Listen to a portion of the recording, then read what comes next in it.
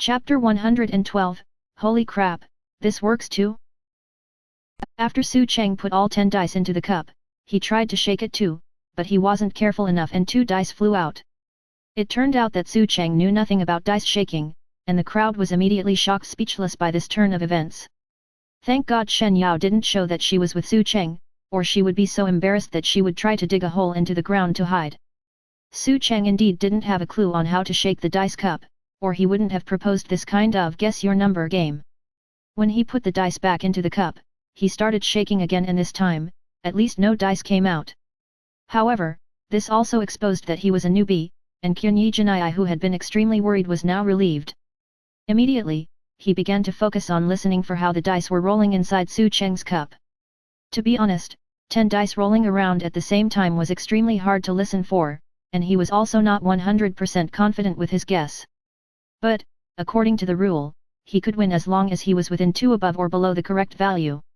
If he could win this round, then he could at least drag it onto the second round. He still optimistically believed that Su Cheng got his answer right by luck. But, suddenly, his ears began hearing complicated sound frequencies inside the cup, and when Qunyi Jinai immediately looked up and towards Su Cheng, he shockingly realized that he couldn't see Su Cheng's shaking motion clearly at all.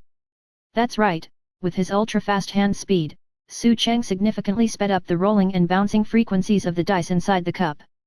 Seeing Qunyi Jinai's eyelids twitching, Su Cheng faintly smiled, and his eyes were looking at him as if he was saying, "You wanna listen? You wanna listen, right? Let's see if you can still track my dice when I shake it 5 times per second and make the dice's movements become more and more drastic inside the cup. Give it a listen, I don't believe you can guess any of them right." This was what Su Cheng was planning. He didn't know how to shake dice, so he would definitely lose if Qunyi Jinai wanted to shake dice to compete for the smallest or largest value. However, Su Cheng could play this guessing game. Firstly, his vision could penetrate the cup and see the exact face value of the dice. Then, his super-fast hand speed could interfere with Qunyi Jinai's hearing. Together, he was definitely going to win this. The more Qunyi Jinai listened, the more he felt like his brain was going crazy with all the nonsense his ears were picking up. Immediately, he began sweating beads again. Su Cheng suddenly stopped and slammed the cup onto the table. Then, removing his hand from the table, he looked at Qunyi Jinai and said, "You can guess now." Qunyi Jinai's whole brain was like kanji right now. What was he going to guess? He couldn't make any guess at all. That frequency completely fucked him up. Seeing Qunyi Jinai covered in sweat, Master Qin frowned as he came over and asked, "What happened?" Qunyi Jinai didn't know what to say. He was really anxious with all these people watching, and he didn't want to answer Su Cheng's question and humiliate himself, because he couldn't make any confident guess at all. "Hurry up, what's the answer?" Many spectators from the crowd began shouting. Shen Yao immediately led the crowd and shouted, "Were you just boasting about your skills earlier? Mr. Qunyi, could it be that you bought your reputation in the gambling community? How's that possible?" Qunyi Jinai shouted, "Who in the gambling industry doesn't recognize my dice skills?" "Shen Yao, then why aren't you answering?" Qunyi Jinai closed his eyes and tried to calm himself down. Then, using his past experience, he made a rough guess. After a while, he finally opened his mouth, "I guess 35. Su Cheng immediately lifted the cup, but the dice inside turned out to be 1, 1, 2, 2, 3, 3, 3, 5, 5, 6. Seeing the dice, Su Cheng smiled and said, 31 in total, even if I give or take 2 from your answer, your guess is still not close enough. Mr. Qunyi, you lost." Qunyi's face was already as pale as could be as he looked at the table in disbelief. He didn't expect at all to lose to a rookie with no reputation on such a formal occasion. No, you couldn't have accurately guessed my dice. It must have been luck." At that moment, some people began mocking him, "Are you dumb? You can guess the final value purely by luck, but Mr. Su got every single dice correct. How's that luck? If you can't accept defeat, then don't play.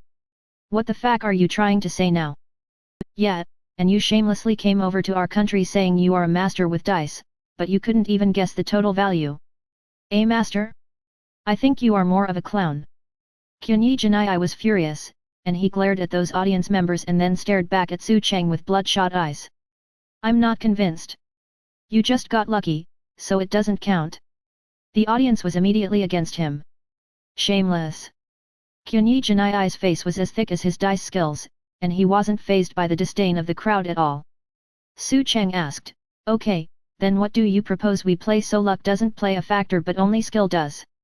Qunyi Janai snorted, "Let's compete in shaking the dice to get the biggest or smallest value. That has always been the right way to decide who's better.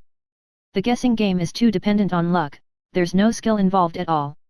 Su Cheng shrugged his shoulders. "Sure, then let's see who can get the smallest value, how's that?" "Qunyi Janai, I was going to say that too. How many dice do you want to play with?" "Su Cheng, let's just do 5.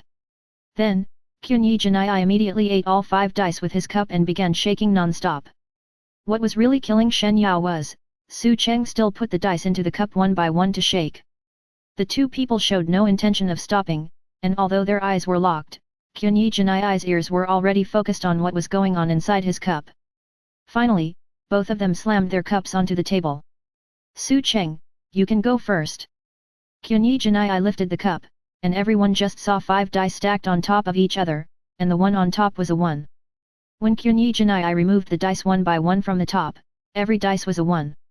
On his side, Master Qin laughed satisfyingly and said, "Each dice is a 1, making the total 5, the smallest you can get."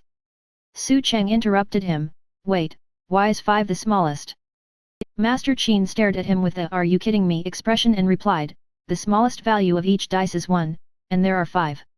What's the smallest total value if not 5? The crowd also thought Master Qin was right. However, at that moment, Su Cheng lifted his cup and said, "This should be the smallest." When the crowd came close, they just saw that all the dice had been shaken into powder form. There was no dice anymore. Everyone took in a cold breath.